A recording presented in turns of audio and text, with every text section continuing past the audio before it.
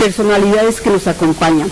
La Suprema Corte de Justicia de la Nación, a través de la Casa de la Cultura Jurídica, ministro Emeterio de la Garza, en Monterrey, Nuevo León, y la Asociación Mexicana de Impartidores de Justicia, les dan la más cordial bienvenida a la conferencia Expectativas de la Reforma para favorecer el respeto y garantía de los derechos humanos, la cual cierra los trabajos del módulo 1, unidad 4, del curso Control Difuso de Convencionalidad Segunda Generación.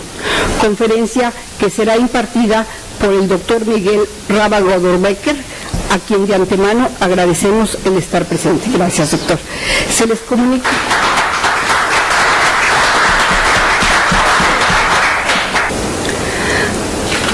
Antes de iniciar, daré lectura a la síntesis curricular del doctor Miguel Rábago.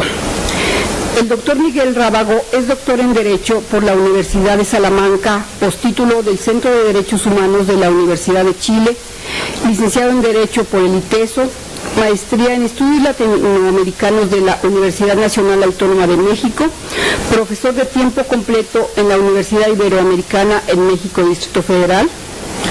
Sus principales áreas docentes son en Derecho Internacional, Derechos Humanos y Derecho Comparado. Sus intereses de investigación son en teoría decolonial de la antropología y sociología jurídica en América Latina y teoría crítica del derecho. Bienvenido, doctor, y sin más preámbulo, le cedo el uso de la palabra, no sin antes recibirlo con un fuerte aplauso. Muchas gracias.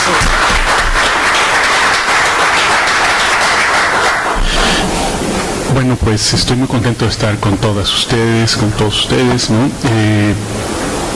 Me toca un tema muy interesante que se sale un poquito fuera quizá de los parámetros que estamos acostumbrados a hablar de la reforma constitucional, que más que un ejercicio más dogmático, más teórico sobre la reforma, sobre la implementación de la reforma, sobre los temas relativos que han causado pues estos recientes días, ¿no? y varias horas de trabajo tanto en el pleno de la Suprema Corte como en algunos de los tribunales en los que ustedes están adscritos, muchísimas discusiones, ¿no? Más que eso, que también lo vamos a ver, es una cuestión más social, es cómo se gesta la reforma, por qué se gesta y qué le dice al ciudadano, a la ciudadana de a pie de ciertos grupos especialmente necesitados de una cobertura legal o especialmente excluidos históricamente de una cobertura legal en materia de derechos humanos, ¿no? ¿Qué les dice esta reforma? ¿Qué esperaban con esta reforma? Cuando me invitaron a dar este curso, al cual estoy muy agradecido a la MIG y también estoy muy agradecido a la directora de la Casa de la Cultura Jurídica aquí en Monterrey de recibirme, vi el título y dije, esta es para mí, o sea, esta es la que voy a pelear con mis compañeros para quedármela yo, porque justo quería dar una explicación mucho más social de una persona qué expectativas tendría sobre la reforma. Ahora, con una persona podríamos dividir varios grupos sociales determinados que tienen expectativas con la reforma. Uno de ellos está representado por todos ustedes, ¿no? Todos y todos ustedes, que son abogados, jueces, magistrados, funcionarios judiciales, funcionarios de la administración pública, personas formadas profesionalmente en el derecho o que trabajan en órganos jurisdiccionales o en órganos de aplicación jurídica en las entidades, en órganos de las entidades federativas o federales o municipales. Eso sería un poco una parte más cerrada de lo que Pierre Bourdieu, que los que están siguiendo el curso tienen una lectura complementaria muy interesante de Bourdieu al respecto, llamaría el hábitus, es decir, todo el marco social general en el cual el derecho vive, ¿no?, en una comunidad social. Son los abogados, son las víctimas, son los que pretenden pretensiones jurídicas en la vía civil, laboral, administrativa, es la gente que se encuentra, digamos, alrededor de los tribunales, inclusive las personas que venden las gelatinas o los que hacen los embargos, los lanzamientos afuera de las juntas de conciliación y arbitraje. Todo eso es el hábitus, es decir, toda esa relación social que existe alrededor de lo jurídico y de la resolución de conflictos jurídicos. Ese hábitus, especialmente y como grupo predominante serían los abogados litigantes, ¿no? Y los abogados litigantes, sobre todo en amparo, que es uno de los, digamos, es el juicio o la forma jurisdiccional que más se ve afectada por la reforma, ¿no? Estarían muy interesados o tendrían muchas expectativas, como dice el título del curso, en esta reforma. ¿Expectativas de qué tipo? Pues expectativas, no crean que son simplemente unas expectativas de carácter positivo, porque en todo cambio social hay quienes se oponen a ese cambio y hay quienes favorecen ese cambio. Y eso es parte, digamos, de todos los problemas sociales que tenemos, ¿no? En ese sentido, imagínense, y no creo que se lo tengan que imaginar, muchos de ustedes están en esa situación de haber llevado años de conocer un juicio de amparo que es muy técnico en nuestro país, que necesita unos profesionistas muy técnicos, que tiene un procedimiento bastante complejo, que tiene unos plazos, términos, causales de sobreseimiento, causales de improcedencia muy específicos, y que alguien de ustedes haya fundado toda su carrera, digamos, como abogado, o como juez, o como secretario de estudio y cuenta, o como funcionario judicial, en función de una ley de amparo que ya tiene una tradición determinada en el régimen revolucionario mexicano, ¿no? Ahí, ¿qué expectativas tendría con una reforma que abrió la puerta no solamente a discutir una nueva relación de los derechos humanos, ya llamémosle así, porque justo estas semanas ya vemos lo peligroso que es hablar de jerarquía, o hablar de bloque, o hablar de otro tipo de cuestiones? Esta nueva relación forzosamente pasaba por una reforma en el procedimiento por excelencia de tutela interna de los derechos, que es el juicio de amparo. Entonces me imagino, ¿qué expectativas tendrían ustedes si se encuentran en este supuesto? ¿O qué expectativas tendrían algunos de ustedes, que quizá estudiantes, ¿no?, de ciertas universidades, saliendo ya de la carrera, que están estudiando una nueva ley de amparo y que tienen otro tipo de expectativas? Pues creo que estamos en dos grupos de personas muy diferentes, aunque el grupo global es ese hábitus jurídico de los abogados, de los que hablamos derecho o los que practicamos derecho de alguna manera. Otra área, otro grupo, digamos, de personas que tendrían expectativas, que respondería un poco a la pregunta de quién, a quién nos estamos refiriendo con estas expectativas, serían ciertos académicos, que en México, la verdad es, en general, el mundo académico jurídico es muy pequeño, muy concentrado, no tiene, digamos, una amplitud como en otros países, inclusive en nuestra región, como en Colombia o como Argentina o como Brasil, ¿no?, en que hay un número mucho mayor de profesores de tiempo completo con dedicación exclusiva, o investigadores de dedicación exclusiva al derecho, ¿no? Ese sería otro grupo. ¿Y qué expectativas tendrían ellos y qué participación tuvieron también, o qué digamos, cierto punto, reservas guardan ciertos grupos de académicos, ciertos grupos de personas a esta reforma en materia de derechos humanos? El tercer bloque de personas, de quienes son los que tienen expectativas, es quizá la que más me interesa a mí. Y sería propiamente estos grupos que históricamente han sido excluidos del debate jurisdiccional, o que no han encontrado un verdadero nicho de oportunidad, llamémosle así, una estructura de oportunidad en el derecho para resolver sus problemas. Y ahí podemos hacer una lectura de la historia posrevolucionaria de México o postconstitucional de México, y ustedes mismos van a estar pensando en miles de ejemplos. Desde víctimas de la guerra sucia en los 70s y 80s, desde personas, digamos, que no encuentran o que se han visto envueltas en juicios criminales, digamos, claramente tendientes hacia la criminalización de la pobreza o la criminalización de cierto tipo de actividades, o se han visto, digamos, envueltos en temas de criminalización general de ciertos grupos excluidos históricamente de la sociedad, mujeres, personas de diversidad sexual, etcétera, etcétera, ¿no? Eso sería una parte de estos grupos de víctimas, ¿no? Recientemente también las víctimas, que no tengo que decir, y sobre todo en Monterrey, que es una cuestión muy penosa y digo muy difícil, que también lo hay en otros lugares de la República, pero también víctimas del propio ensanchamiento del recurso de violencia, digamos, entre bandas del crimen organizado y entre el Estado y bandas del crimen organizado. Ese sería también otro grupo de personas, ¿no? ¿Qué otro grupo de personas tendría también una expectativa? También los actores privilegiados de esta reforma, las propias organizaciones de derechos humanos, más formales, más estructurales, o las organizaciones de base, ¿no?, que existen en diversos lugares del país. ¿Qué otras personas? Aquí empezamos con un tema un poquito más delicado, que serían las organizaciones gremiales y sindicales, si realmente tienen una expectativa muy clara en la reforma o no. Creo que quizá el momento para ellos legal fue más el momento de la reforma laboral, ¿no? Y ahora estamos viendo el tema de la reforma, digamos, a la ley del magisterio, ¿no? Como momentos más importantes para la movilización para ellos o de más importancia para su participación, ¿no? Pero también puede ser ese tipo de organizaciones. Otro tipo de organizaciones, otro tipo de personas que tienen unas expectativas claras, que forman parte de este sector, y es un sector también muy presente, son todas las organizaciones feministas, ¿no? O organizaciones, digamos, en favor de derechos de las personas que pertenecen a un grupo de gays, lesbianas, transexuales, bisexuales, ¿no? En ese sentido también hay una larga tradición de militancia, de reformas, de propuestas, de tratar de buscar vías jurisdiccionales, y también tendrían una expectativa con esta reforma y participaron en muchos ejercicios previos a esa reforma que luego les voy a comentar.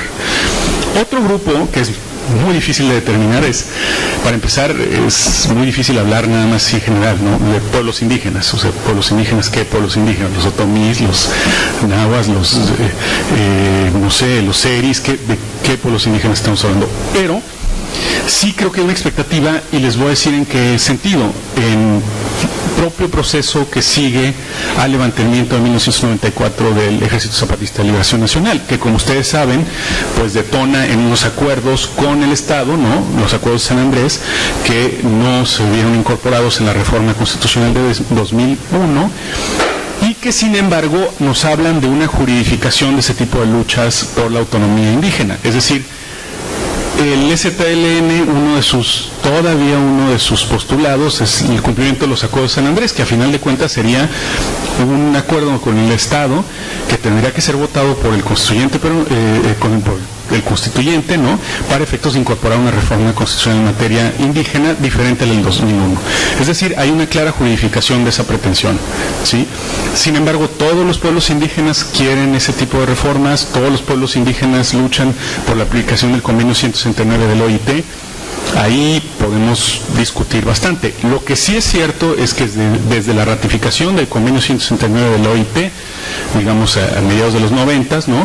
Ya existe en diferentes organizaciones que apoyan ciertos litigios en materia territorial, de acceso al agua, de autonomía, de organización política de los pueblos indígenas, por lo menos una referencia al convenio 169, ¿no? Desde hace muchos años, de la Organización Internacional del Trabajo. Entonces, esta reforma quizá implique una expectativa para esas personas que juridifican ese tipo de luchas por la autonomía como una expectativa positiva de aplicación del convenio 169, ¿no? Por ejemplo.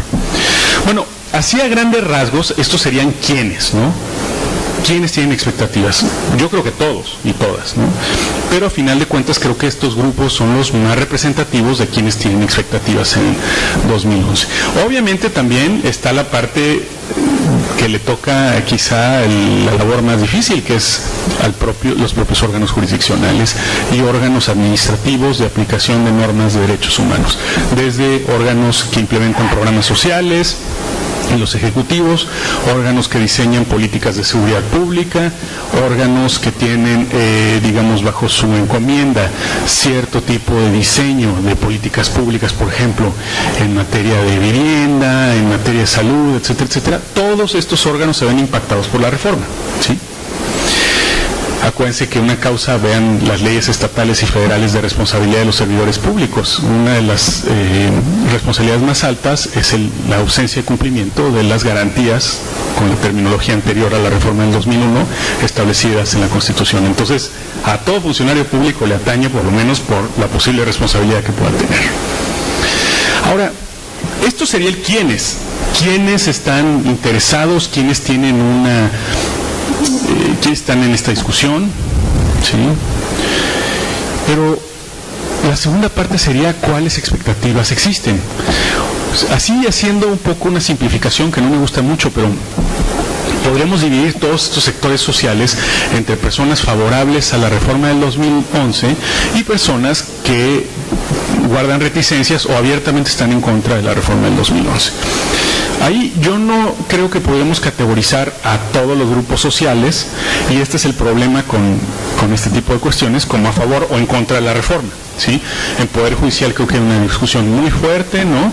Y hay muchos puntos intermedios, es decir, personas que sí quieren aplicar algunas cuestiones de la reforma, que están muy emocionados por ese tipo de cuestiones, y otras que les parecen que deberían de ser más tradicionalistas o deberían de convivir más con la tradición jurídica mexicana en general, o la tradición histórica jurídica mexicana desde la Constitución del 17. Ahora, ahí, más que cuáles expectativas, hay que ver, o quién está en favor o en contra, hay que ver quiénes tienen incentivos para la aplicación de una reforma y de qué manera. Yo creo que las víctimas son quizá el primer grupo que tendríamos que ver. Una víctima de una violación de derechos humanos tiene una expectativa determinada respecto a la reforma. Por lo general podríamos decir que sí, pero quizá uno, no conoce la reforma; dos, no tiene mucha confianza en el Poder Judicial y nunca va a judicializar su pretensión de reparación de esa violación. Acuérdense, ahí les pongo un ejemplo histórico muy concreto, inclusive un ejemplo judicial. Si ustedes siguen el trabajo del Comité Eureka de las desapariciones, digamos en los 70s, y liderada por la ex senadora Rosario Ibarra, si se fijan, hay algunos momentos en los que sí se presentan denuncias de desaparición ante diversas instancias, ¿no? Aquí mismo en Monterrey hay una tradición muy fuerte de este tipo de luchas. Pero hay algunos momentos que ante la negativa, digamos, de investigación y la flagrante, digamos, oposición de los órganos ministeriales a realizar ciertas investigaciones, pues esa vía prácticamente se olvida, o sea, no se sigue dando continuidad. Y el ejemplo jurisdiccional que quizá mejor retrata esta cuestión es el caso de Rosendo Radilla Pacheco. Si ustedes ven aquí a su servidor, yo nací un mes después que desapareció Rosendo Radilla, entonces, digamos, ya hace algún tiempo, no es algo, tampoco estoy tan jovencito, ¿no? Entonces, a final de cuentas, ya pasó un tiempo. ¿Cómo iniciar, digamos, un procedimiento cuando han pasado más de 39, casi 39 años, ¿no? ¿Cómo iniciar investigaciones después de 39 años? ¿Y qué pasaba con los familiares de Rosendo Radilla durante esos 39 años? O sea, ¿era que todos los días se paraban en el Ministerio Público? Digo, la verdad, no se le puede pedir a ninguna víctima que todos los días durante 39 años esté persiguiendo a las autoridades de todos los niveles para buscar a sus familiares desaparecidos. Sin embargo, como ustedes saben, esta es una apreciación más de tipo social, inclusive ético, ¿no? Pero desgraciadamente los plazos procesales son claros, ¿no? Entonces imagínense, lo que sucedió es que había varios problemas respecto al tema de la investigación de desaparición forzada en el caso de Rosendo Radilla. La Procuraduría alegó varias cosas, entre ellas que se había creado una Fiscalía Especial para tratar este tema, la cual no dio los frutos ni remotamente cercanos a lo que se estaba establecido. También se dijo que los propios familiares de Rosendo Radilla Pacheco habían presentado denuncias en tales tiempos, pero que por falta de iniciativa de ellos no revisaron las denuncias y que ya habían prescrito, etcétera, etcétera. Toda una serie de argumentos, pero si se fijan, o sea, el argumento que hay detrás de esto y las expectativas que tendrían estas personas es que a final de cuentas, con la reforma en materia de derechos humanos, estaríamos hablando de una posibilidad muy diferente de judicialización de ese tipo de cuestiones. Esa expectativa forzosamente se ve mediada por lo que todos nosotros podemos saber de prescriptibilidad o imprescriptibilidad del delito de desaparición forzada. No necesariamente pasa por eso, pero a lo que voy con todo esto es: las expectativas de las víctimas son en función de sus propias comprensiones del aparato de justicia mexicano, no es en función de las reglas procesales que nosotros conocemos y de las reformas existentes. Es decir, una persona puede acercarse a un ministerio público a denunciar un delito como el de desaparición forzada cuando tiene cierta confianza en que el ministerio público va a investigar esta cuestión.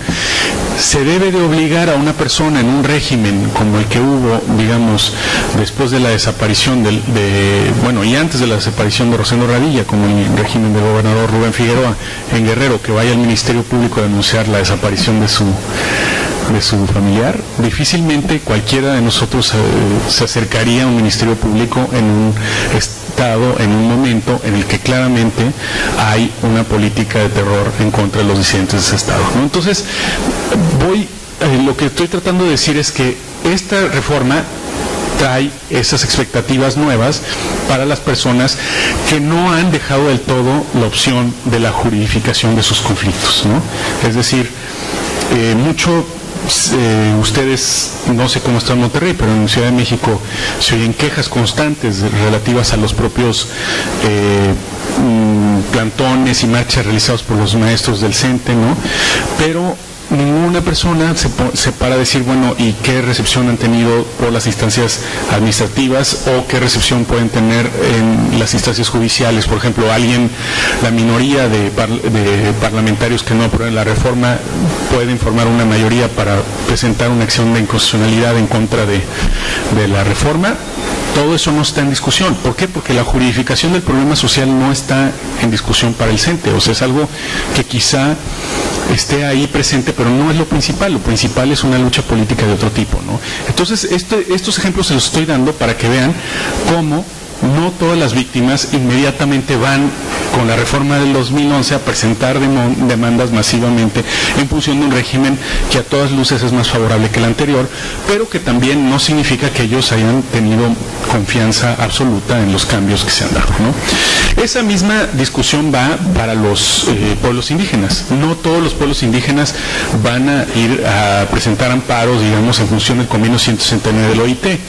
De hecho, si ustedes siguen, o si algunos de ustedes trabajan en cuestiones agrarias o en cuestiones de pueblos indígenas, se van a dar cuenta que muchos comisariados ejidales, muchos órganos comunales, ¿no? Muchos órganos agrarios, digamos, que se mezclan en muchas comunidades con los órganos tradicionales indígenas, prefieren ir a las vías agrarias que a las vías jurisdiccionales del amparo, ¿no? Digo, es jurisdiccional, pero administrativo jurisdiccional, digo, no van directamente a la tutela de un amparo en materia en base al artículo 2, ¿no? Sino lo que quieren es más utilizar el derecho agrario que conocen, que tienen más experiencia durante años, que quizás son problemas de agua, de delimitación territorial que se resuelven de manera más eficaz, o por lo menos percibible para ellos más eficazmente en los tribunales agrarios. Entonces ahí la cuestión no sería cómo reformar el juicio de amparo en función de un amparo indirecto en materia de artículo 2, sino sería también ver cómo incorporar cierto tipo de estándares de derechos humanos y el convenio 169 en las propias actuaciones de los tribunales agrarios, que en algunos casos también lo han aplicado, pero todavía, y la propia Corte es muy ambivalente entre esta cuestión de división del derecho agrario y los derechos de los pueblos indígenas, ¿sí? Ese sería otro caso específico. Ahora, volvemos ahora al nuevo momento de desaparición forzada, de tortura, de recrudecimiento de las ejecuciones extrajudiciales. ¿Serían estas víctimas, por ejemplo, las que se ven representadas en el movimiento por paz y justicia con dignidad, de justicia y paz con dignidad, también estarían teniendo unas nuevas expectativas con esta reforma? Es decir, todas las personas que han sufrido desapariciones, ejecuciones extrajudiciales, que, bueno, dependiendo de los números que sigan, están entre 40,000 a 100 y tantos mil personas, ¿no? Ejecutados. Y desapariciones forzadas están en las decenas de miles, también depende de las cifras que consulten, y tortura es muy ambigua la cifra, ¿no? Pero también un alarmante número de personas torturadas. Todas estas personas estarían en cierta medida teniendo una expectativa ya directa de que la reforma va a ser una vía de acabar con este tipo de abusos. No necesariamente. Volvemos a que sí hubo una expectativa respecto a las restricciones al fuero militar, que es un tema esencial para este tipo de violaciones, en los casos de la Corte Interamericana, en el caso Rosendo Radilla, en el caso Inés Fernández, en el caso Valentina Rosendo, ¿no?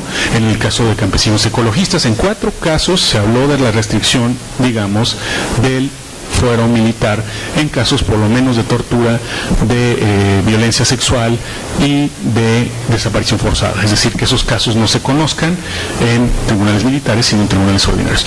De todos modos, eso puede abrir una ventana, pero no significa que todas las personas involucradas en estos movimientos per se quieran judicializar sus conflictos y vean a la reforma en materia de derechos humanos como la única opción. Sin embargo, creo que ahí hay un importante grupo de personas que sí la ve así. Bueno, ya veíamos pueblos indígenas, ya veíamos, digamos, asociaciones de víctimas, tanto de crímenes del pasado, bueno, del pasado presente, porque una desaparición forzada, como ustedes saben, se configura todos los días, entonces no hay pasado ahí, es presente. Y las nuevas víctimas de la violencia contra el narcotráfico.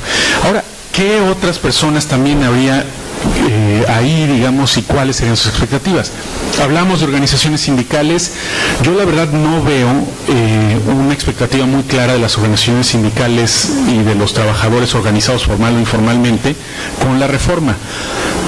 Parecería que su enfoque, como les dije, es más hacia la reforma de la ley laboral, y también solo unos cuantos sindicatos han establecido cierto tipo de utilización de los convenios de la Organización Internacional del Trabajo para efectos de garantizar cierto tipo de cuestiones. Sobre todo han utilizado los paneles tripartitos en materia de libertad sindical, que si no lo saben, México es el país que más paneles tiene en el Comité de Libertad Sindical de la OIT, lo cual no es motivo de orgullo, quiere decir que hay muy poca libertad sindical en México, ¿no? Entonces, bueno, sí hay una utilización del derecho internacional de los derechos humanos, que es quizá una de las partes más importantes de la reforma por parte de estos grupos, pero en realidad no creo que sea tan claro su apoyo a estas reformas. Quizá vuelvo a decir, su objeto de discusión, su objeto de movilización es la ley laboral y también la estructura de las juntas de conciliación y arbitraje y de la justicia laboral en general. Ese sería otro grupo de personas. Ahora, las feministas y los diferentes grupos de movimientos, digamos, de diversidad sexual. Yo creo que ahí sí hay una clara expectativa. Primero porque, como les voy a decir más adelante, hubo una participación activa, sobre todo de grupos feministas, en algunos proyectos de reforma.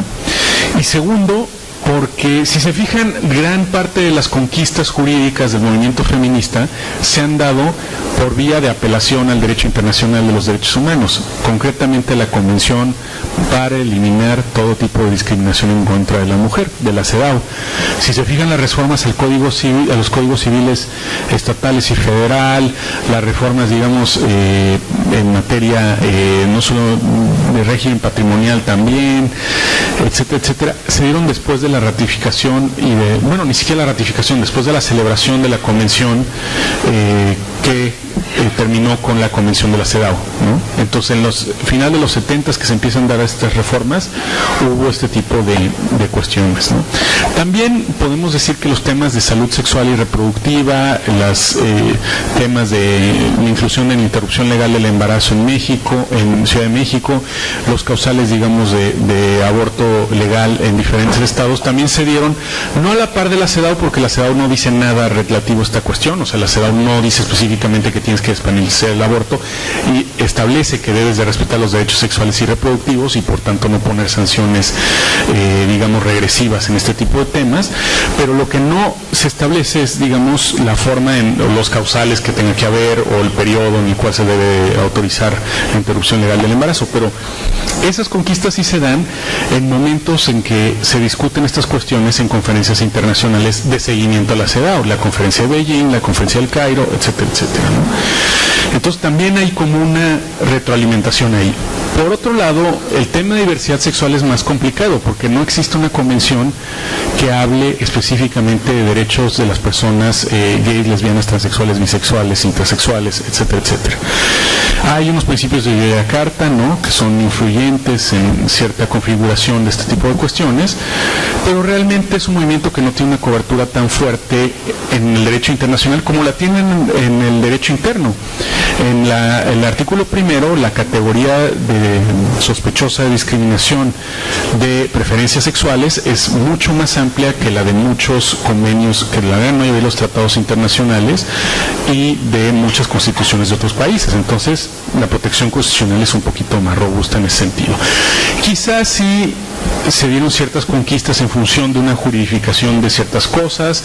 Volvemos al tema de el matrimonio de parejas del mismo sexo en el Distrito Federal, el reconocimiento vía amparo de ciertas uniones del mismo sexo en Oaxaca y con mucha más anterioridad en los tribunales federales administrativos respecto al Instituto Mexicano del Seguro Social, ¿no?, que ya había algunos amparos que se habían ganado respecto a derechos de una pareja del mismo sexo a recibir una pensión del IMSS, ¿no?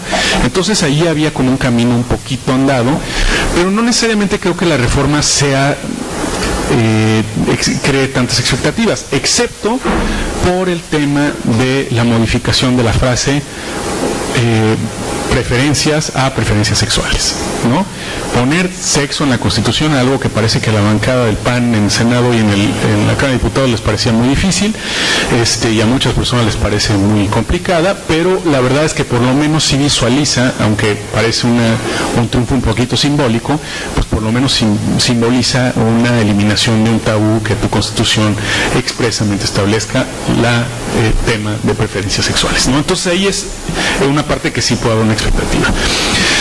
Otra expectativa, a ver, como grupo social no es una expectativa muy clara, porque a final de cuentas son personas que se encuentran muy restringidas en sus derechos civiles y políticos y económicos, sociales y culturales en general, pero también el acceso a tribunales, que son los migrantes ilegales en México. O sea, no podemos hablar que los migrantes ilegales están o participan mucho en la reforma de derechos humanos, puesto que se encuentran en un estatus muy complicado para hacer valer sus pretensiones vía la reforma. Sin embargo, sí creo que cambia varias cuestiones. Uno, el régimen de expulsión arbitraria del 33, que fue modificado, y también, digamos, la detonación de esa reforma del 33, de una nueva ley de refugio, o nuevas disposiciones sobre refugio, de una nueva ley, digamos, relativa al Estatuto de Migrantes, que no forme parte de una política demográfica como la Ley General de Población. Entonces ahí vemos que sí hay un beneficio también un poco claro en esta reforma. ¿A qué otras personas les puede quedar, o qué otros grupos sociales también pueden tener otras expectativas y cuáles serían?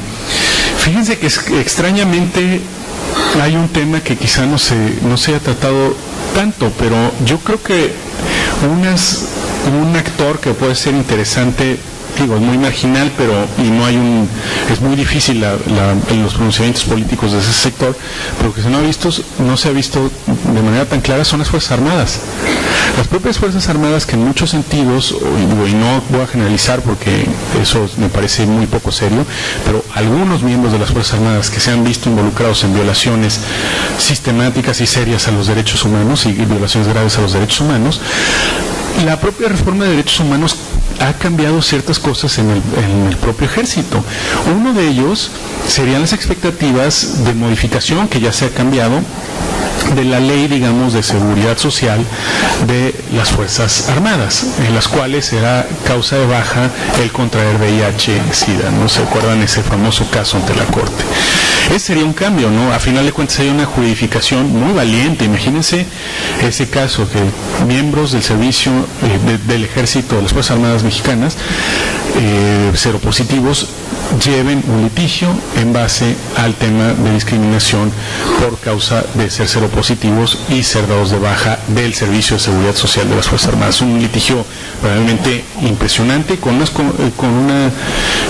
consecuencias muy, muy buenas, excepto que pasó por unas discusiones de la Corte en cuyos unos ministros que ya no son, que ya están retirados, dijeron algunas cosas que verdaderamente rayaban en una discriminación abierta, ¿no? Pero fuera de eso fue un caso felizmente que llegó a un buen término, ¿no? Entonces esas mismas Fuerzas Armadas, ¿por qué estoy diciendo que pueden tener una expectativa? Yo no creo que tanto en contra, con todo y que en el sexenio pasado su procurador militar se la pasó diciendo que los defensores y defensoras de derechos humanos eran casi terroristas, ¿no? Lo oí y no me lo contaron, yo lo oí así varias veces, ¿no? Bueno, y que estaban involucrados con la delincuencia organizada y otro tipo de cosas muy serias.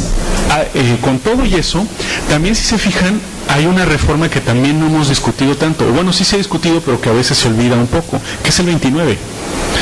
El sistema, digamos, de restricción de derechos es mucho más claro, mucho más severo, mucho más estandarizado ahora. ¿Y eso a quién beneficia? Yo creo que las Fuerzas Armadas. Y voy a decir por qué las Fuerzas Armadas. Porque significa que no están en las expectativas del Ejecutivo o de otro tipo o del propio Congreso o de los principales partidos en el Congreso para establecer lo que se haría en el caso de una suspensión, ¿no? Entonces me parece que ahí también hay un interés en cierta medida, ¿no? Y también todo este tema, digamos, ha también involucrado esas fuerzas, no solamente los de seguridad nacional, sino también de seguridad pública, ¿no?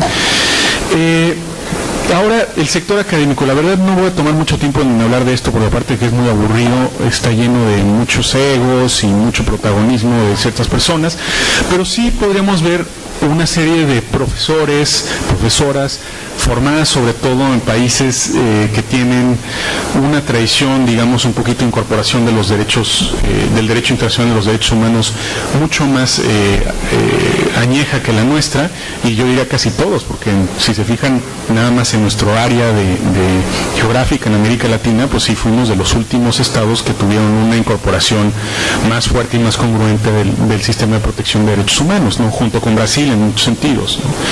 Pero fuera de eso, Guatemala, Colombia, Venezuela,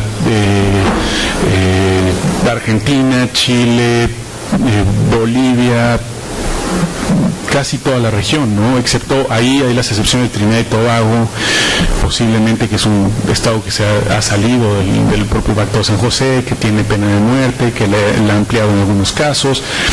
El tema un poquito de Honduras, con algunos retrocesos también en algunas cuestiones, y Paraguay también, que no ha ratificado el convenio 169 del OIT. Pero en general la región sí somos uno de los estados que de manera más lenta incorporó estándares internacionales en su derecho interno. Entonces, digamos, ahí, ¿cuáles serían este tipo de expectativas para una sociedad civil que también no está acostumbrada a tratar mucho, hasta ahora, recientemente y de manera muy rápida, con estándares de derecho internacional de los derechos humanos? A ver, la sociedad civil de derechos humanos en México, la verdad, se remonta prácticamente, con unas muy grandes excepciones, al 2000, más o menos, al cambio, digamos, de partido electoral en el poder. Yo no diría transición democrática, diría cambio electoral, más bien.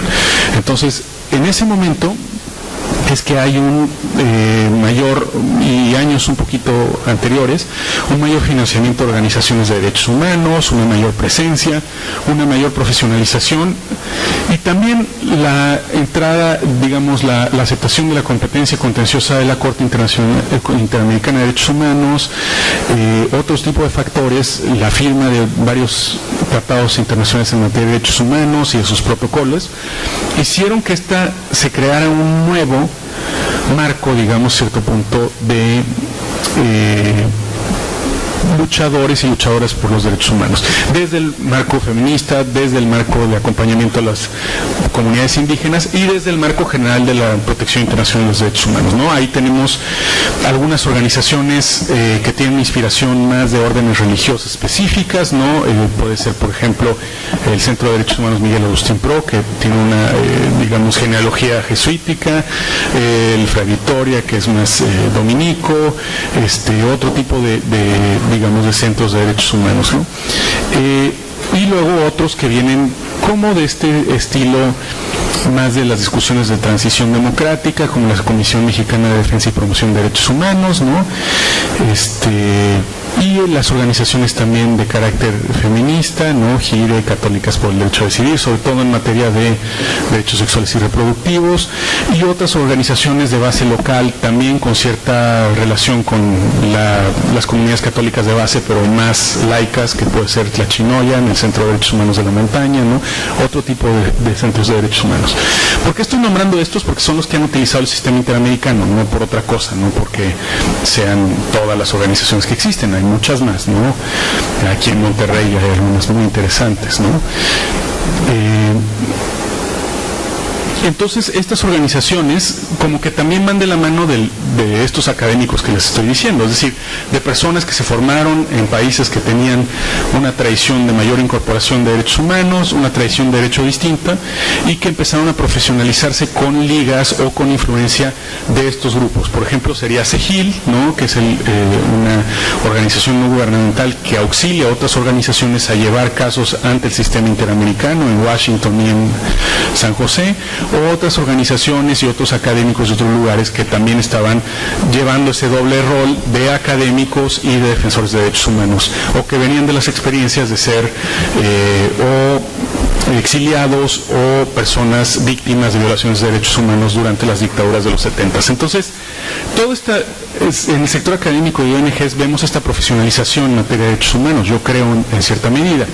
El sector académico, más que en el sector de defensa de derechos humanos y de organizaciones no gubernamentales, creo que estaba más ligado a también un cambio generacional, ¿sí? de abogados, de abogadas, de incorporación de un número considerable de mujeres a las carreras de derecho, de un cambio en el Poder Judicial que empieza en 94 de manera muy clara, de una profesionalización también muy amplia y un esfuerzo de profesionalización muy fuerte en el Poder Judicial, de también un mayor grado de recursos en el Poder Judicial, tanto materiales como de recursos humanos.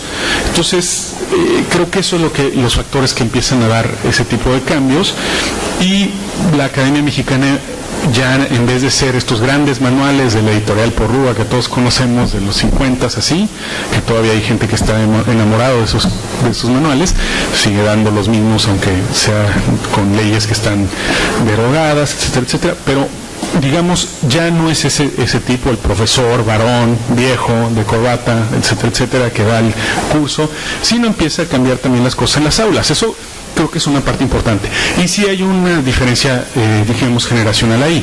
Ahora, también la Academia Mexicana ha sido, en general, muy, ¿cómo diría?, muy crítica del Poder Judicial, pero muy poco propositiva del cambio social en México. Es decir, yo no creo que realmente, y yo siendo profesor de tiempo completo, que los profesores o las profesores somos los que hayamos aportado realmente mucho más cosas a la reforma. Yo creo que es más, en este sentido ha aportado más el Poder Judicial y sobre todo también los defensores y defensoras de derechos humanos, ¿no? Y muchas otras causas sociales, no necesariamente las universidades y los académicos. Ahora, en el tema de las organizaciones, pues ya había estas luchas por los desaparecidos en los 70s, diferentes otras organizaciones que empezaban a hablar en un lenguaje de derechos humanos, organizaciones ambientales, organizaciones feministas, organizaciones de derechos humanos, ¿no?, propiamente. Y creo que en el 2000, con el cambio electoral, se abre un parteaguas para poder discutir eso. Y es justo en el 2000 que comienza la segunda parte de lo que les quiero platicar, que es esta genealogía, esta historia de cómo llega la reforma del 2011. Si ustedes le preguntan a Pedro Joaquín Caldwell, quizá les va a decir que él y Manlio Fabio Beltrones fueron los que hicieron la reforma. No sé. Si ustedes le preguntan al senador Santiago Krill, creo que él es más modesto, ¿no?, y dice que no, que fue también la ayuda de otros partidos, etcétera, etcétera, ¿no? Y del PRD, quién sabe quién, porque depende de la corriente que le pregunten, ¿no? Entonces es bastante complicado. Pero a final de cuentas parecería que es una cuestión que se centraba en un debate parlamentario y una decisión del Estado. A mí en lo personal les voy a decir que yo creo que no, sin sobrevalorizar muchas cosas, pero yo creo que esta reforma lo que sí tiene, al igual que la Ley Federal de Transparencia y Acceso a la Información del 2001, es que tiene una historia muy fuerte, y la Ley para prevenir y eliminar la discriminación también en 2001, una historia muy fuerte de trabajos con la sociedad civil, en la que el proyecto y muchos de los artículos y muchos de los conceptos que están detrás de esta reforma y de la Ley Federal de Transparencia y Acceso a la Información y de la Ley para prevenir y eliminar la discriminación provienen de trabajo con sectores de la sociedad civil, definitivamente.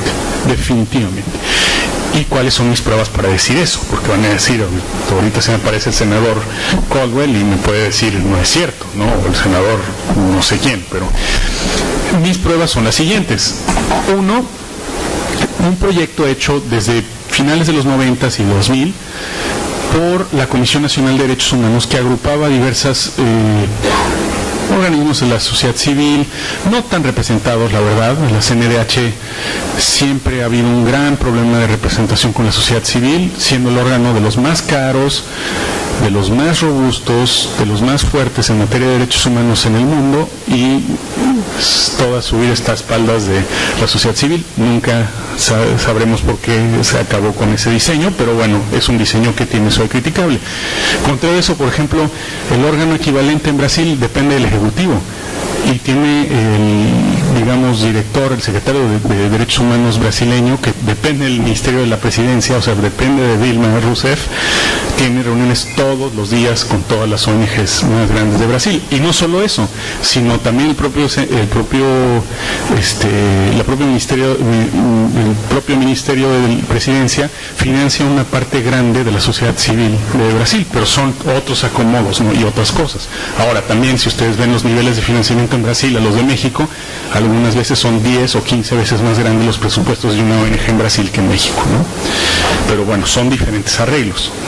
Entonces, esa propuesta de la CNDH fue una propuesta de reforma y era una propuesta que se concretaba sobre todo al 133, ¿sí?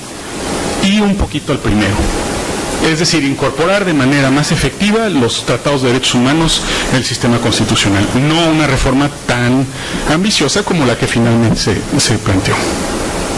Pero, además de esa propuesta, creo que la propuesta más interesante en ese sentido, bueno, no más interesante, sino más embrionaria, fue justo cuando Jorge Castañeda es nombrado secretario de Relaciones Exteriores, nombra una subsecretaria de Derechos Humanos, Mariclera Costa, que viene de una larga tradición de militancia de derechos humanos, y justo se hacen unas mesas en la dirección de la Consultoría Jurídica de Cancillería, denominadas mesas de armonización. ¿Qué es eso? Mesas de discusión sobre cómo vamos a armonizar el derecho interno con el derecho internacional de los derechos humanos. Básicamente eso. Y con representantes de la sociedad civil.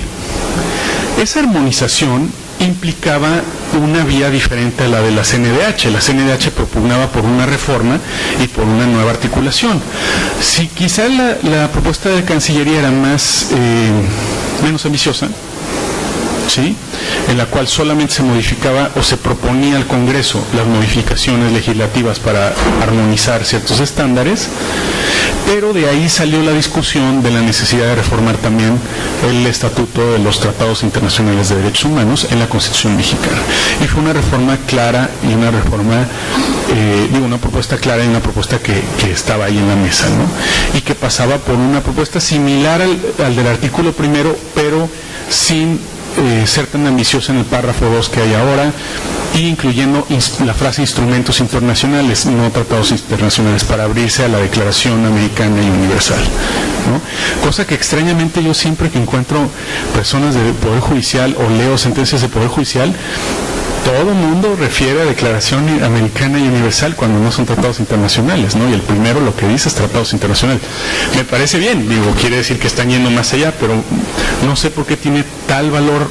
Bueno, tiene un valor de derecho constitucional, pero nuestro sistema constitucional no lo ha admitido de una manera tan clara como los tratados internacionales. Bueno, dicho eso, esa es una mesa de armonización. De ahí de la mesa de armonización ustedes me pueden decir, bueno, pero ¿qué está diciendo aquí el profesor? Que estas propuestas, etcétera, etcétera, ¿a qué llegaron claramente?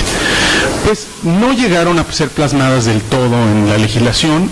Quizá el único caso específico que sí les puedo decir, lean la Ley Federal de Responsabilidad Patrimonial del Estado y vean en la parte que dice sobre el reconocimiento de resoluciones amistosas, sentencias y decisiones de la Comisión Interamericana y de la Corte Interamericana, ¿no?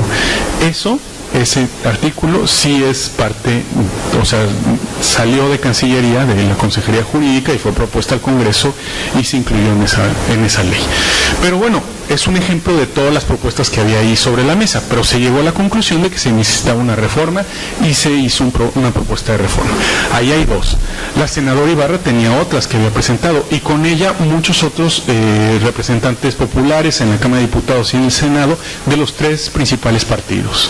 No sé si del PANAL y del Verde, la verdad nunca conocí alguna de las propuestas, pero por lo menos del PAN, PRD y PRI sí hubo propuestas de reforma en muchos sentidos.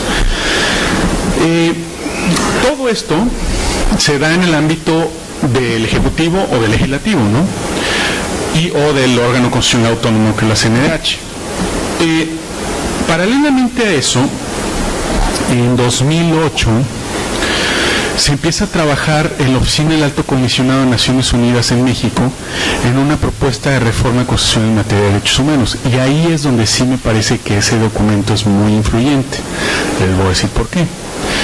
Se reúne o convoca a la oficina del Alto Comisionado a diversos académicos y sobre todo a miembros de organizaciones de la sociedad civil, tanto de derechos humanos como feministas, para que discutieran un proyecto de reforma. Se hacen diversas comisiones y al final hay un libro que ustedes pueden consultar en internet, que es un libro azul, ¿no?, sobre hacia una propuesta de reforma en materia de derechos humanos, que firmaron muchos académicos, o firmamos muchos académicos, pero sobre todo muchas organizaciones de derechos humanos, las que he mencionado y otras muchas más. Si ustedes ven esa propuesta, es un poco más ambiciosa de lo que quedó planteado, pero esa propuesta fue presentada a toda la legislatura, ¿sí?, que fue la legislatura anterior a la que se aprobó la reforma en materia de derechos humanos, ¿sí? Y esa propuesta, digamos, influyó bastante y se presentó en la comisión, las comisiones conjuntas para la reforma del Estado. ¿Se acuerdan que la ley de reforma del Estado establecía unas comisiones conjuntas de Cámara de Diputados y Senado para sacar una agenda prioritaria con un periodo de tiempo determinado en el que se obligaba a sacar proyectos legislativos de gran prioridad para la reforma del Estado? Una cosa muy criticable, era una ley para legislar, ¿no? Pero bueno, en otras palabras, lo que se trataba de hacer es sacar una reforma estructural del Estado desde ahí, ¿sí? Dentro de esa reforma del Estado, quizá, o de esas comisiones conjuntas de reforma del Estado, ese proyecto permeó bastante, concretamente en algunos senadores que ya les mencioné. Y esos mismos senadores los llevaron a sus partidos y los discutieron abiertamente con diferentes miembros de sus bancadas para ver si se podía consensar una reforma. Finalmente esa reforma se restringió un poco, se incluyeron algunas cosas, se modificaron otras, ¿no? Más bien es ese proyecto, pero restringido y con algunas modificaciones. Y es lo que pasó en la reforma en materia de derechos humanos. Entonces, yo no estoy minimizando la representatividad de esas personas, o sea, al final de cuentas son representantes populares, son parlamentarios, pero sí creo que también hay un esfuerzo desde la sociedad civil en el texto que finalmente quedó. Y por eso creo que en la interpretación constitucional, yo sé que esto es realismo jurídico puro, es decir, es sociología jurídica, pero a veces hay que recurrir a ella. Creo que en la interpretación de la reforma se tiene que tomar en cuenta ese camino justamente, es decir, que no es una reforma que sale de un proceso legislativo simple, sino es una reforma que viene reforzada por haber sido propuesta en una discusión amplia de sectores de la sociedad civil. Con esto, y no tenemos, ahora ya tenemos la figura, pero no teníamos esa figura en ese momento, pasaría lo que, por ejemplo, el Tribunal Supremo brasileño ha dicho en algunas ocasiones respecto a las leyes que se proponen por vía de iniciativa popular, que dice, las leyes de iniciativa popular son más difíciles de declarar inconstitucionales porque el grado de representación social, porque es un ejercicio de democracia directa, es más alto que los planteados desde las mayorías de los partidos.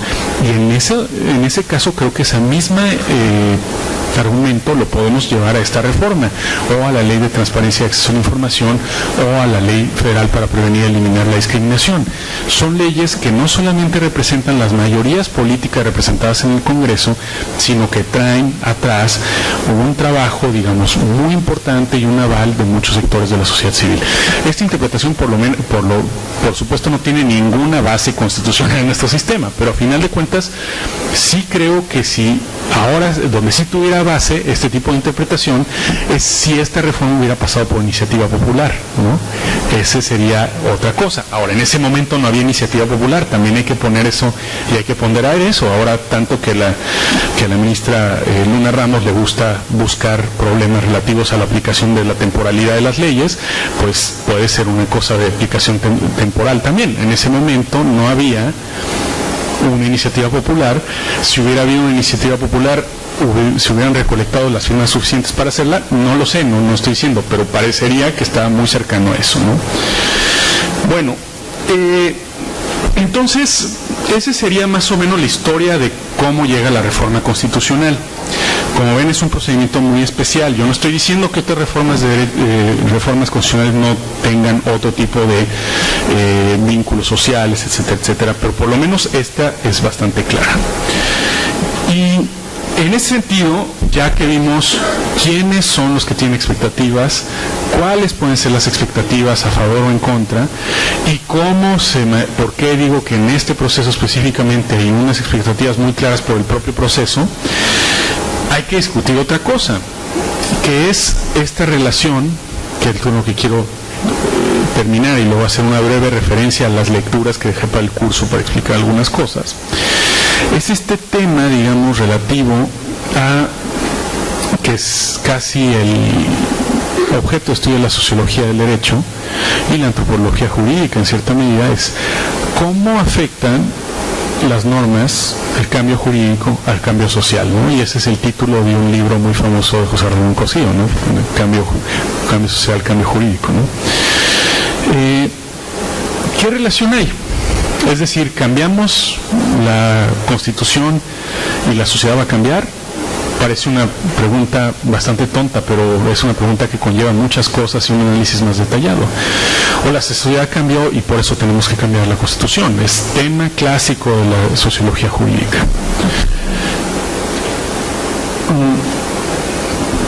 En este sentido, concentrémonos en el caso, ¿no? Tenemos una reforma de derechos humanos que, entre muchas cosas, cambió no solo la Constitución, una parte importante de la Constitución, sino nuestra cultura jurídica. Y no digo esto como generalidad, sino la forma de juzgar, la forma de litigar, la forma de enseñar y la forma de aprender derecho, que no es poca cosa. Segundo, tocó pilares muy importantes del constitucionalismo del 17, que una constitución de tanta longevidad como la nuestra y con tantas reformas se encuentra con el problema de la tensión inherente a la tradición y a los nuevos cambios, y a cómo interpretar estructuralmente una constitución que se refiere a momentos sociales del 17, del 34, del 2000, del 99, del 2006, del 2008 y del 2011. ¿Y por qué estoy diciendo esas fechas? Son las fechas en las que se ha reformado o interpretado la relación de los tratados internacionales con la Constitución, ¿no? Entonces, si ven, es un periodo muy largo, 17, 34, 99, 2006, 2008, 2011, ¿no? Son periodos muy largos y muy diferentes. Entonces, creo que un poco lo que está sucediendo, o lo que sucedió la semana pasada, es un poco eso, cómo interpretar conjuntamente dos artículos, si es que se necesita. Yo también dudo un poco eso, pero bueno, esa fue la vía por la que se optó. Cómo interpretar dos artículos que vienen de un momento social y de un consenso político social distinto, 1911-1934, el 133, 1917-1934, el 133, 1917-2011, el primero, ¿no? Y bueno, 2001, que pasa también una reforma muy importante en 2001. ¿Cómo podríamos interpretar esos dos momentos? Es muy difícil, ¿no? Muy, muy difícil. 2011 a 34, pues digo, ya pasó la Segunda Guerra Mundial y muchas otras cosas desde ese momento, ¿no? Pues definitivamente pasa por un análisis también de la sociedad mexicana, ¿no? Y de cómo ver este tipo de reformas en un momento de la sociedad.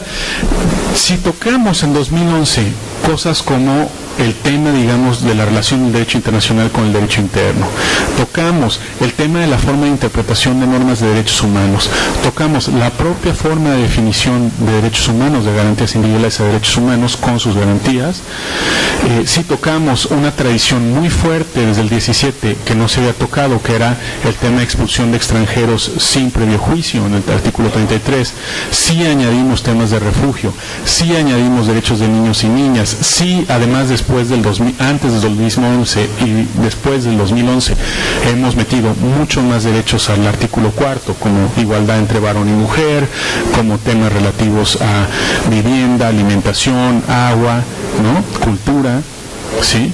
Si del 2 hemos establecido 2 reformas, bueno, primero al 4 y luego al 2 en materia indígena, ¿no? En diferentes momentos. Estamos hablando de otro momento constitucional, estamos hablando de otra forma de una constitución inclusive contextualizada en un momento diferente, en un momento constitucional también diferente, y eso es una pregunta no solamente de teoría constitucional, es una pregunta realmente política y una pregunta también de qué tipo de acuerdos políticos queremos tener. Y si este acuerdo político es un acuerdo político que claramente se decanta en el uno o se decanta por una tradición distinta, y eso es lo que se está discutiendo estas semanas. En el fondo es eso, más allá de que estemos a favor o de una postura u otra, hay que tomar en consideración que esto es un problema y que los 2 partes o las 3 partes o las 11 partes o los 10 votos particulares que van a sacar representan válidos intereses de una tradición jurídica o de una nueva forma de entender el derecho constitucional que no están del todo unificadas, ¿no? Entonces, bueno, si se tocaron todos estos puntos, se tocó también el tema de suspensión, que no es cualquier cosa, eso es una decisión de Estado. La reforma 29 implica un nuevo esquema en cuanto a la relación de poderes entre Ejecutivo y Legislativo, y también encuentra un nuevo esquema relativo a la inderogabilidad de derechos que no había sido, digamos, incorporada en nuestra Constitución desde el 17.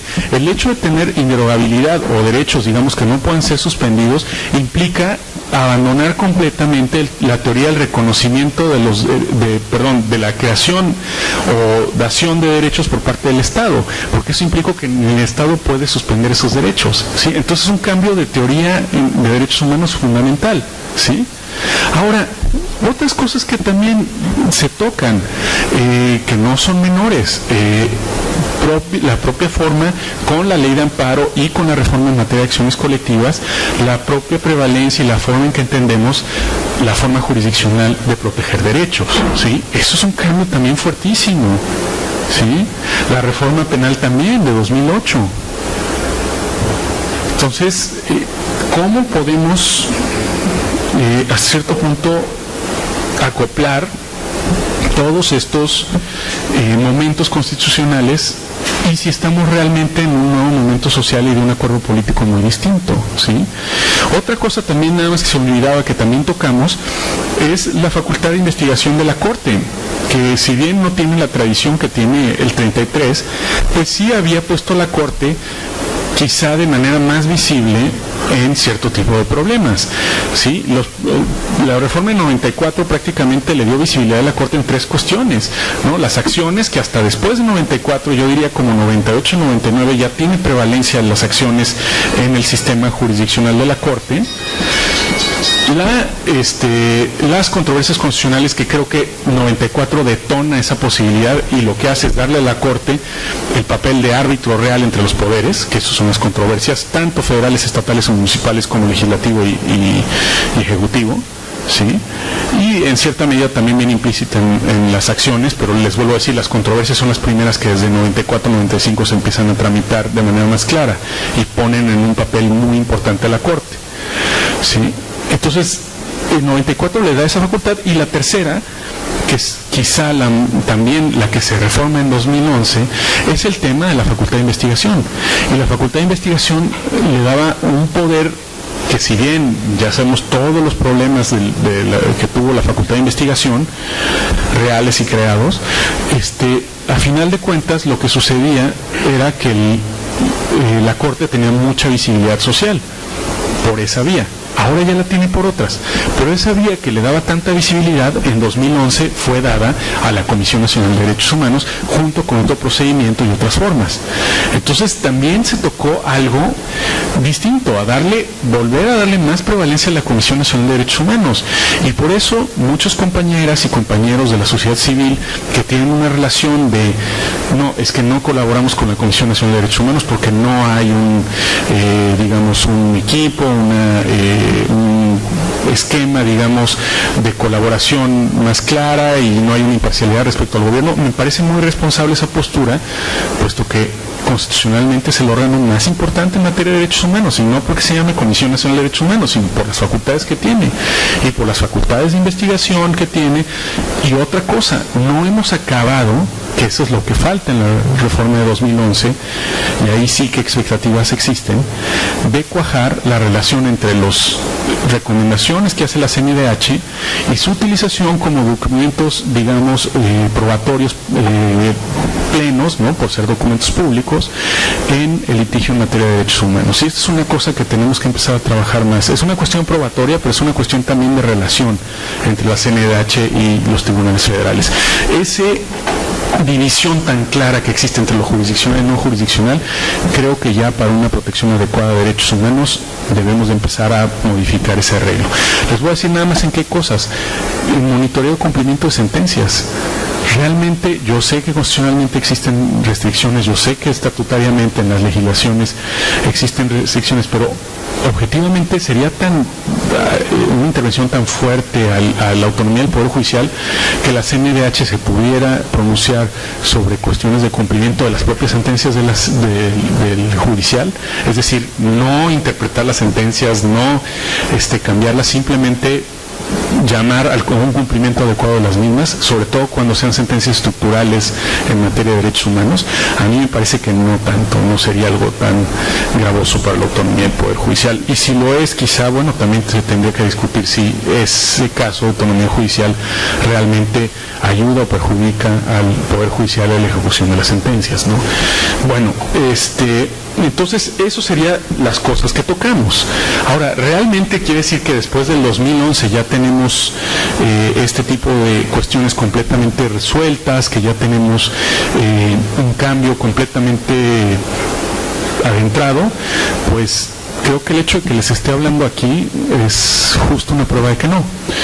Es decir, a esta reforma le han acompañado una serie de esfuerzos muy importantes desde la Presidencia de la Corte, desde la MIG, desde mujeres y desde la Coordinación de Género de la Corte, de realizar cursos masivos, ¿no?, que tienen a muchos de las personas que trabajan en eso sin dormir, ¿no?, pero digamos, para efectos de ir socializando estas reformas. Socializando no quiere decir que simplemente es una orden de que así es como se van a hacer las cosas, sino simplemente conocer, discutir y ver cómo se van a dar este tipo de cuestiones. Lo peor que podemos hacer es ignorar el derecho realmente existente, ¿no? Es una terminología marxista, ¿no? Es decir, a final de cuentas, una cosa que no podemos negar es que el momento constitucional que vivimos es distinto, y que si no jugamos a interpretar a favor, en contra, lo que sea, las posturas, eso es otra cosa y eso es una cuestión personal, pero si no estamos en el momento realmente en el que estamos constitucional, legislativamente, estamos realmente haciendo una apelación a un régimen existente, ¿sí? Y esto es muy problemático. Yo vuelvo a decir, no es que tenga nada contra esto, pero no es posible que sigamos enseñando derecho con la ley de amparo derogada. O sea, amparo se enseña con una ley de amparo derogada. Todavía en algunas universidades, en la gran mayoría. Laboral se enseña con una ley laboral derogada. El Código Civil en el Distrito Federal se enseña con un Código Civil derogado. Digo, ¿eso es realmente derecho? Eso no es derecho, eso es, digamos, historia del derecho. Está bien hacer historia del derecho, pero un curso, no 5 años. O si van a ser 5 años, pues llamémosle a la carrera historia del derecho. Y vemos perfectamente esto. Vemos unos regímenes civiles, vemos unos contratos que ya no existen. Y lo mismo pasa en el derecho constitucional. Vemos una constitución que no es la constitución que existe. Vemos unos criterios que no son los criterios que existen. Sin embargo, sí tengo que hacer una apología por los de constitucional, y yo no soy constitucionalista, yo soy de derecho internacional, entonces siempre tenemos esa especie de separación, ¿no? Pero sí es cierto que por lo menos el sector de académicos y académicas de derecho constitucional son los que más se han dado la tarea de producir nuevas dogmática, nuevos productos, utilizar nuevos libros, y por eso mismo, por más importantes que sean esos libros de viejos constitucionalistas mexicanos, pues la verdad no podemos seguir dando clases con ellos, porque reflejan un derecho que ya no existe, simplemente, y reflejan un acuerdo político que ya no existe, ¿sí? Para bien, para mal, eso se los dejo ya a cada uno de ustedes. Bueno, para cerrar esto, pues es lo único que tengo que decir de este tipo de discusiones. No digo, ya en la sesión de preguntas podemos hablar más de esto, pero sí quería hablar, o sea, esto es más para consumo de las personas que están tomando el curso.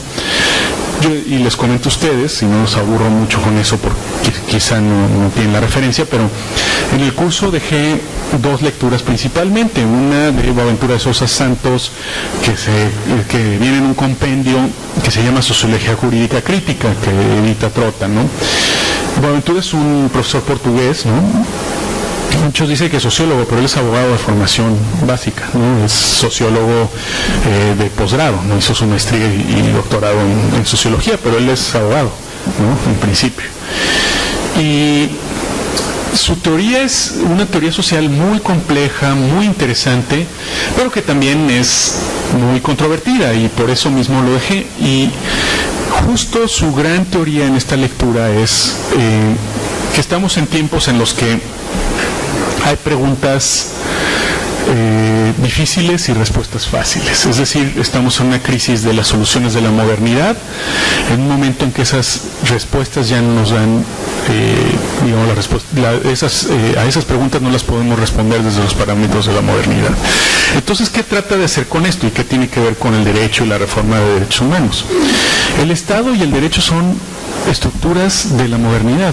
El Estado, así con territorio, población, fronteras, etcétera, etcétera, es un producto de la modernidad, es un producto del liberalismo político, es un producto de la Revolución Francesa, de la Revolución estadounidense y de la concepción de la integración del Estado en la propia concepción de Maquiavelo, Locke, Hobbes, etcétera, etcétera, ¿no? Toda esa función. Pero el Estado hoy por hoy es una institución que tiene muchos problemas para ser definida en los mismos parámetros. Territorio, pues ahí estamos viendo, por ejemplo, vean el Sáhara Occidental, Chad, Mali, Somalia, etcétera, etcétera, y no se vayan tan lejos, inclusive algunas zonas, digamos, de la frontera entre Brasil, Argentina y Paraguay, pues hay lugares donde no hay un control estatal muy efectivo, ¿no? Es decir, que el territorio, pues sí es territorio, pero no es un territorio tan bien establecido, ni tan definido, ni tan bien controlado, ¿no? Menos cuando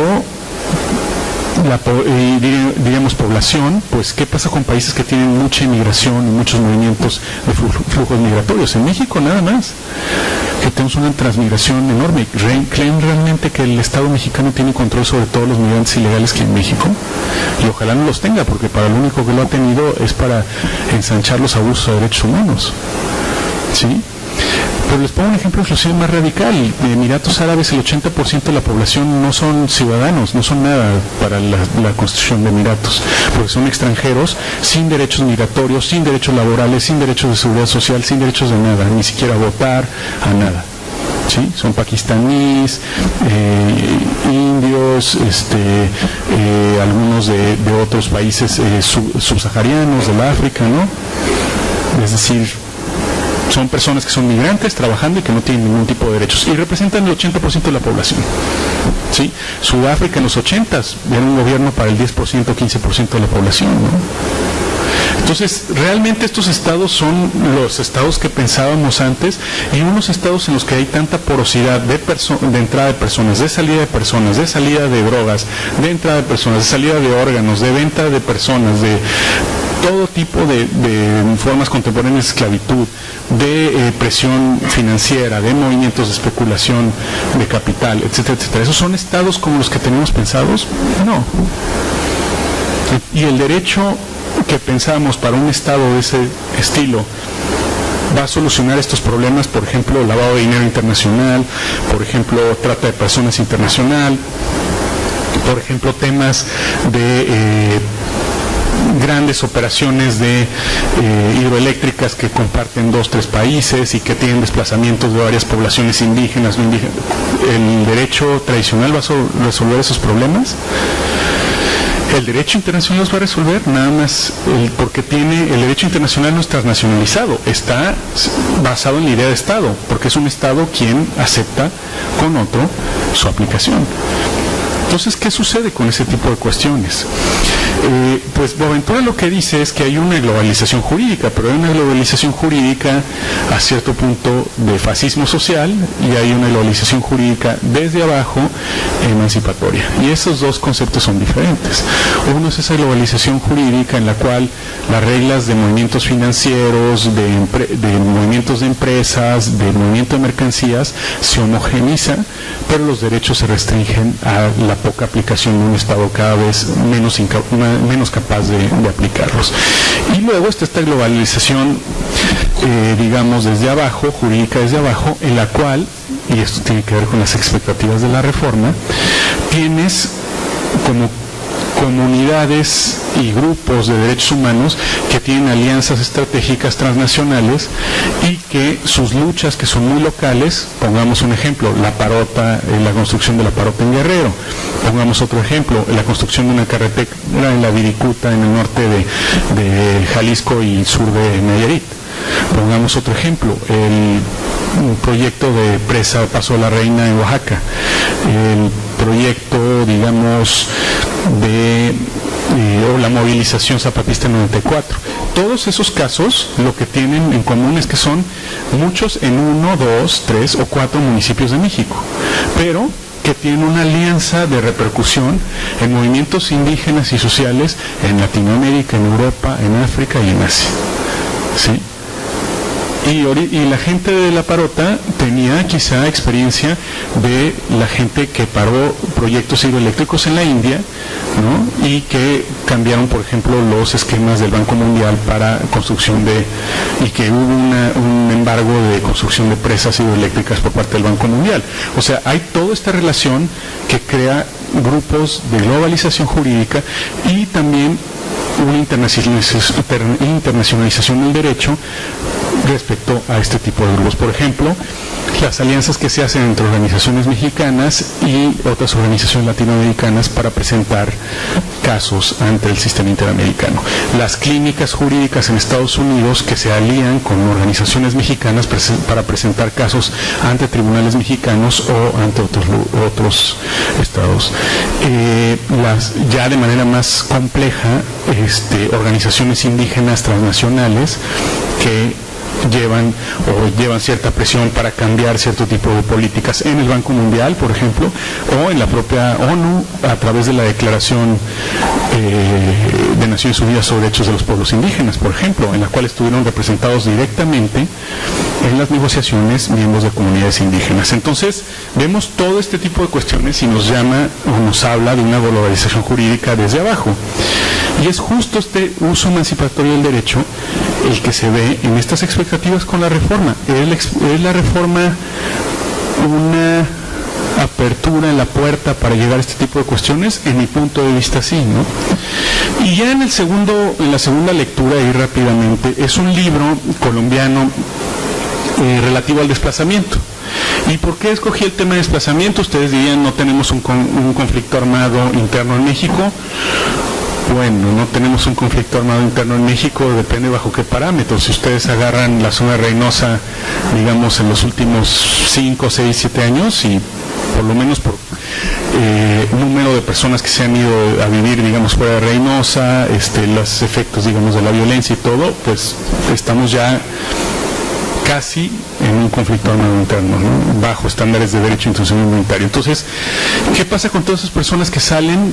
Una cuarta parte de la población de Ciudad Juárez, por ejemplo, entre los 90 y el 2000 hasta 2010, ¿no? ¿Qué pasa con todas las personas que salen de esos lugares? ¿Qué pasa con las personas que se han desplazado de sus comunidades por actos de violencia? Y en Colombia, la Corte Constitucional dio varias respuestas a un conflicto que no tiene las dimensiones que en México, por suerte, ¿no? En México estábamos hablando de 15,000, 20,000 personas y no de millones de personas como en Colombia, ¿no? Pero ahí la cuestión es qué va a pasar con estas personas cuando se les niegue volver a sus tierras, cuando sus tierras sean tomadas por otras personas, cuando no se garantice la producción agrícola para su alimentación, cuando todo este tipo de cuestiones creen problemas estructurales de violaciones a derechos humanos. Entonces, esta lectura está muy relacionada al caso que lo puse como un caso hipotético para resolver y que tiene que ver con este tipo de problemas. Ahora, la violencia que hay en México, o que sigue habiendo en México, ¿es una responsabilidad del Estado? No necesariamente cuando no hay una implicación de agentes del Estado, pero sí es una responsabilidad del Estado cuando el Estado falla estructuralmente en garantizar reparaciones, garantizar condiciones de vida a todas las personas que se ven afectadas por esta cuestión. Entonces, y cuando no tiene facultades de investigación ni de reparación de daños creados, si bien por actores privados, pero que después el Estado tiene el compromiso de proteger a estas personas y de iniciar investigaciones y de reparar los daños hechos por estas personas. Entonces, ahí la verdad es que esta segunda lectura va encaminada a eso. ¿Y qué expectativas tendrían estos desplazados con la reforma? ¿Se puede litigar un caso como el de la Corte Constitucional colombiana que sostuvo que había un orden inconstitucional de las cosas con el sistema de los desplazados? Es decir, hay un orden inconstitucional de las cosas cuando hay personas que no pueden regresar a su casa por miedo a ser asesinados, a ser secuestrados, y que no pueden realizar cierto tipo de actividades, y que el Estado no ha proveído de alternativas para que esas personas puedan realizar ciertas actividades. Es toda una discusión. Primero, la teoría constitucional de orden inconstitucional de las cosas es muy colombiana. Yo no estoy diciendo que se aplique a México, pero es interesante ver cómo se dan ese tipo de cuestiones, ¿no? Bueno, yo creo que con eso le paro y mejor espero a que tengan mejores comentarios ustedes. Muchas gracias.